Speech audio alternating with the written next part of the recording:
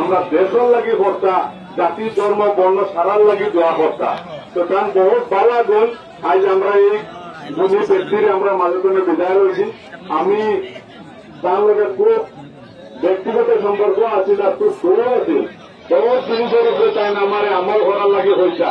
বিশেষ করে আমি জানি না তাই আমার বহুত দিন করেছেন যে বিয়া ভরানির সিস্টেমটার উপরে তাই বহুত গুরুত্ব দিতাম, যে আমরা কিলা বিয়া ভরাইতাম, আমরা এই পদ্ধতিটা নতুন করে পালা করে নিখুঁত ভাবে হইবার লাগে আমার বহুত দিন তাই আমার শিখাইছে।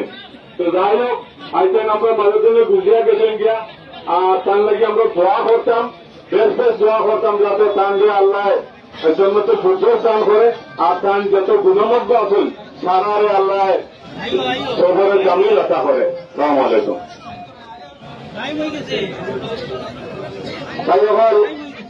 শেখ মুফতি মোহাম্মদ আলী সাহেব রহমতুল্লাহ আলহির সাহেবজাদা মৌলানা আব্দুর রহমান সাহেব, আমরা সারায় আব্দুর রহমান ভাই হই হুজুরের জড়িয়েতে আমরা সারায় চিনি হুজুরের প্রয়োজন। আপনাদের সামনে তার বাপের তরফ থেকে আসসালামু আলাইকুম ওয়া রাহমাতুল্লাহি ওয়া বারাকাতুহু।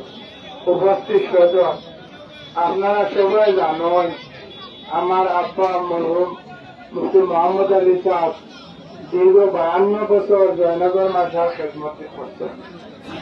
আর হইল কি আজ জমিয়ত সৌজন্য হিসাবে আসলাম, আর হর কিসিমের মানুষের লগে টান একটা সম্পর্ক আসলো। আর এই সম্পর্কের মাঝে যদি সরকারের কোন কঠোরতা হইয়া থাকবেন, আমার জানা নাই বা আমার তো জানিয়ার আমার আব্বা সহযোগা মানুষ, আর সবার লোকের নেকপক্তি হিসাবে ভাষা ব্যবহার করতাম। আর না কোনো কাম করবার ভাষাও দেখছি না, আশাইছে না। যদি কেউ ভাইয়া থাকো যদি আল্লাহ তো আসতে আমি টান করবেন আওলাদ হিসাবে, টান অলিওয়ারিস হিসাবে, টান ছেলে হিসাবে আমি সবার কাছে